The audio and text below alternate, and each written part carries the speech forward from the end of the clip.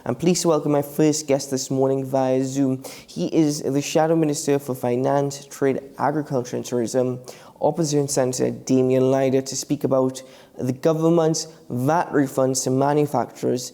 Good morning, Senator Lyder. Good morning, Ketan, and good morning to all your viewers.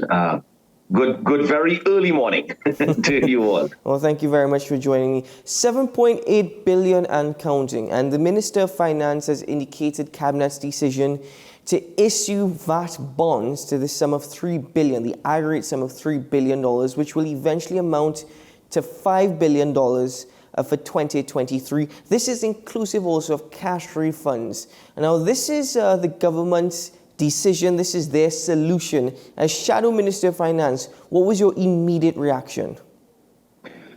Well, Ketan, obviously, this whopping amount of $7.8 billion was announced to us when the minister was put on question by Independent Senator Damian Lyder. I sat there in the Senate. I was in disbelief. We've been trying to find out from the government for months before that, what was the amount that VAT refunds had accumulated to. And, it took an independent senator to basically smoke the minister out. And we found out as of the end of March 2023, it stood at 7.8 billion. And of course, it doesn't stop there because, we are almost at June. So one can assume that we've crossed $8 billion by now. So that was firstly a big shocker for us.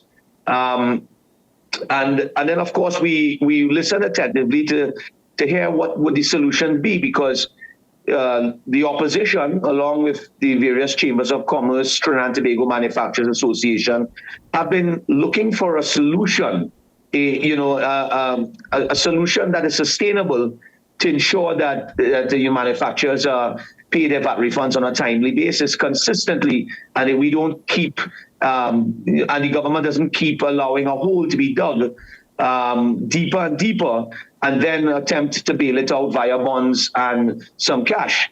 So we listened on, and we heard the minister speak about the $3 billion in bonds. And he also stated on the Hansard that the government would be giving anywhere between $1 or $2 billion. So there's actually no guarantee or firm commitment of exactly how much. The Minister of Finance simply indicated that it would be between $1 and $2 billion. So we look on and wait to see if that actually happens. Historically, we have heard this government, make promises like that, and in the end, they fall short on those promises. So at this stage, all we can say is that, we tell the manufacturers, take whatever you can get right now. So if you're going to get the $3 billion in bonds, and you're going to get part of that, take it while you can get it. And we wait to see if this government actually does follow through and give $2 billion. But that does not solve the problem. That is simply a stopgap measure to fix a problem that's become a runaway train, Ketan.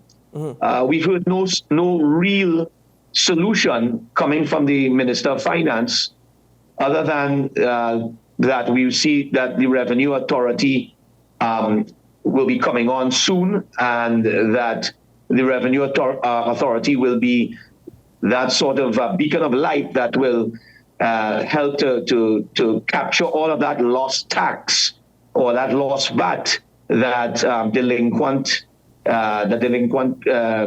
companies are trying to escape from paying.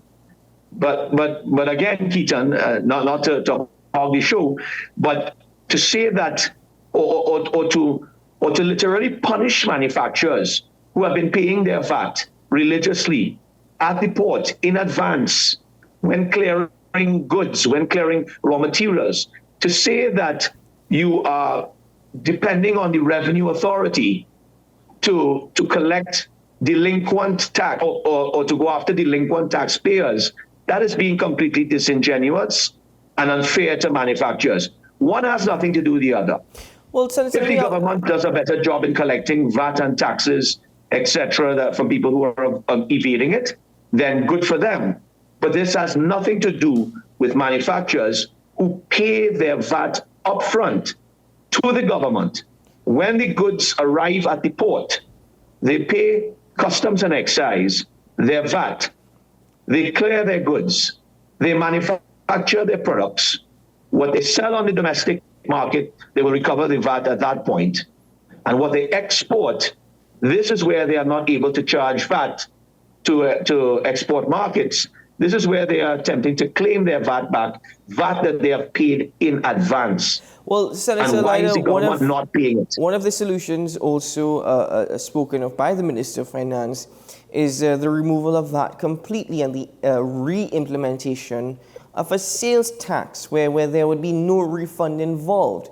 Do you think that there has been a consideration actually for the entire tax policy design? Because we're speaking about the Revenue Authority, but do you think that there has been consideration for the entire tax policy design?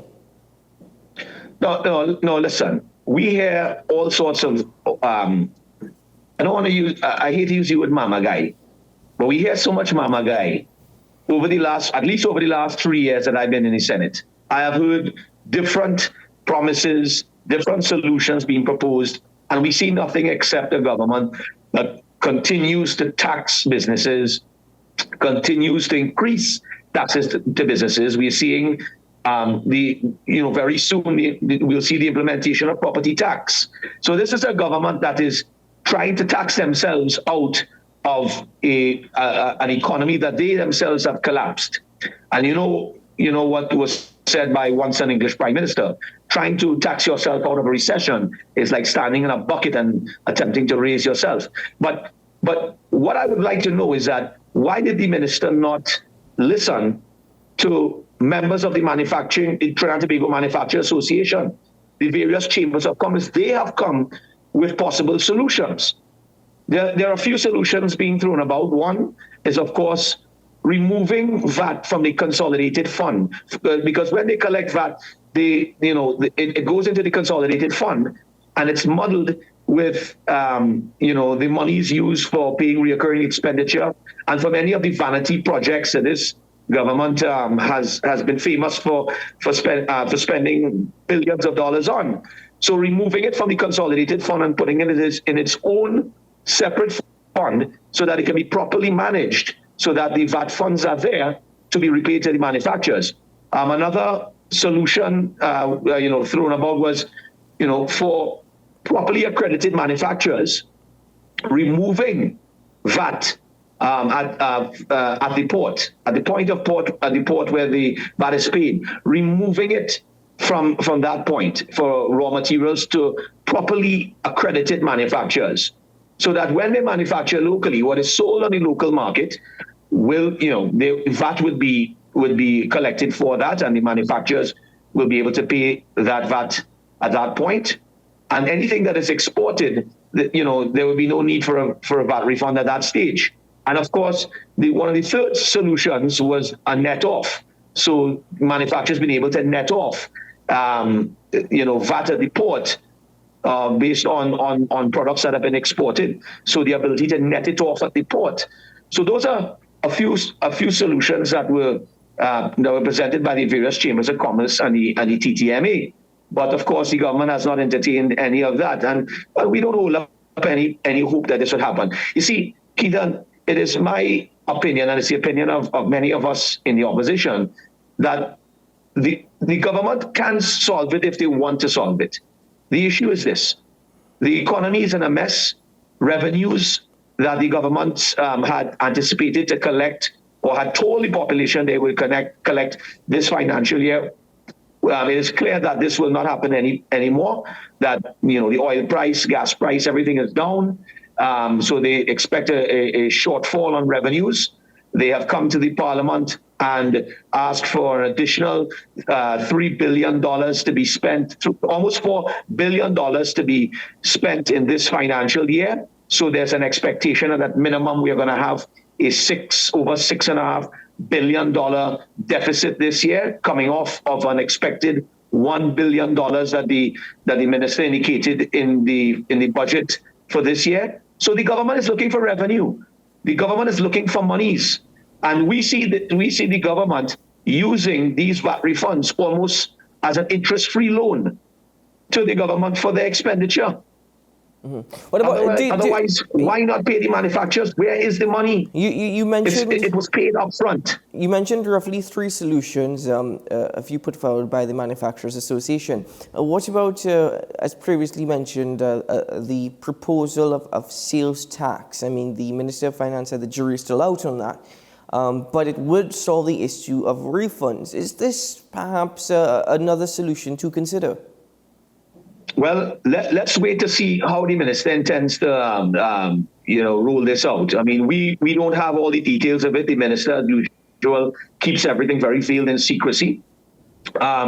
So I guess when, at some point in time, he may present it if he does, and we'll comment on it at that point. But I don't want to comment it at this stage because, he's never very clear on solutions. He just proposes things. And we have to wait to see how it rolls out. So I don't want to comment on that until I see it happen. But I don't hold out hope that it would happen. So, what about opposition and in your position as Shadow Minister of Finance? What do you propose as solutions to actually ensuring that this does not happen again? Well, I completely support the solutions that were proposed by the TTMA and the various chambers of commerce. I mean, these are entities, they're members of these organizations that belong to very well-respected entities that have experience in the world of business. And these are very simple solutions that, a government that has the will and to solve this problem, has the foresight to solve this problem, can use these solutions. I mean, look, if you have accredited manufacturers who are able to bring their raw materials in without paying VAT at the port, this is a solution on more than, this is a solution with more than one benefit. It's not only about ensuring that they don't have to wait for VAT refunds, but by not having to pay this VAT money up front at this stage, this allows for manufacturers to have this excess liquidity that they so desperately need at this current time, during these challenging times. Remember, when you talk about $7.8 billion, basically being pulled out of liquidity. This is $7.8 billion being pulled out of liquidity, Ketan. This is $7.8 billion that could be used to expand manufacturing plants, to purchase more raw materials, to increase production, even to save some of companies from going under and keeping employment. I mean, we've seen under this government over 65,000 jobs lost, according to the CSO, during the last 8 years of this government in office. And a lot of that has to do with companies that are going out of business. So that there in itself is a solution to assist manufacturers with their liquidity constraints. And many of these manufacturers have to now go to financial institutions in order to borrow monies to be able to fund the liquidity shortfall. And of course, this increases the cost of operations and cost of production and puts manufacturers in Trinidad and Tobago in a more uncompetitive situation compared to those in the rest of the world. So I completely endorse, removing VAT at the port for accredited manufacturers. And if you do that as well, and you encourage manufacturers, many of the small manufacturers, to become accredited manufacturers, that means that you may be able to pull some of these small entities who may be evading taxes at this point in time, and you broaden your tax net as well, instead of taxing the same pool of manufacturers and businesses. So who should be responsible for this accreditation process then? So, beg your pardon? Who should be responsible for this accreditation process that you speak of? Well, I mean, you have the Ministry of Trade, who would support a process like that. The Ministry of Finance, the Revenue Authority. I mean, all of these entities would be involved in the accreditation or something like that. And furthermore, do you think that VAT is simply not working because too many smart businessmen and women know how to actually evade the system? Know how to evade the system? Well, I mean, no, I mean, I think the VAT system is a system that works. I mean, we see it all throughout the region. I see it in Antigua, St. Lucia. It's under different names. But no, I mean, the VAT system, it works fine. There's nothing wrong with a value-added tax. It does contribute towards the economy and the building of the economy, etc. The government just needs to obviously become a lot tighter on tax collection. I mean, I am totally in support of collecting taxes from the business community to help, bolster the economy. But at the end of the day, I am against a government that takes advantage in taxing the businesses or increasing taxes at this stage on property tax, for example, and holding back VAT refunds. That is what I'm against. So then, is it that you would be so... Businesses have, businesses have every right to pay their taxes to the state. There's nothing wrong with that. But at the same point in time, if you're expecting businesses to pay their taxes to the state religiously, right? And if you are going to penalize businesses for paying VAT late or paying their taxes late, then the government, by extension, should not, be capable of holding back VAT refunds and not be penalized. Because I don't know if you're aware, Ketan, that if you are a businessman and you pay your taxes late, there's a penalty, there is an interest charged on it, and the government is going to collect their penalties and interest. But if the government does not pay their taxes by law, VAT refunds, by law, after 6 months, the government is supposed to pay 1% interest on VAT refunds for every single month after 6 months. And I put it to you that the government currently probably has not paid 1 cent in interest, let alone paying back VAT. I don't think there's an issue collecting VAT. I think there's an issue with this particular government. I put it to you. Let me just say for the record, it is Minister Imbert himself who stated that when they came into office, they met the VAT refunds at about $4 billion was the VAT refunds owing at the time. Now remember, every single day, VAT refunds accumulate every day. So it's understandable that there'll be a certain amount of VAT owing, at any one given time. But we've seen that under this government administration, it go from $4 billion all the way to now 7.8, in fact, over 8 billion by now. So it's almost doubled. But then, Senator, if that is the case, part of the blame lies on the administration between 2010 and 2015, if that be the case. If according to Minister Imbert, they inherited $5 billion in VAT refunds that were not paid off. And currently it's at about 7.8 billion, about 8 billion at this point. But it's over 8 billion now, yes. Yes. Part of the problem also was the administration previously and their failure to pay back VAT refunds. No, well, as I indicated to you, there are always going to be VAT refunds owing at any point in time, right? Because remember, every single day goods are coming into the country. Every single day goods are being exported from the country. So there are always going to be VAT refunds owing, right? At any point in time, you stop at any time. Even if you are paying it back religiously, there will always be VAT refunds owing to manufacturers.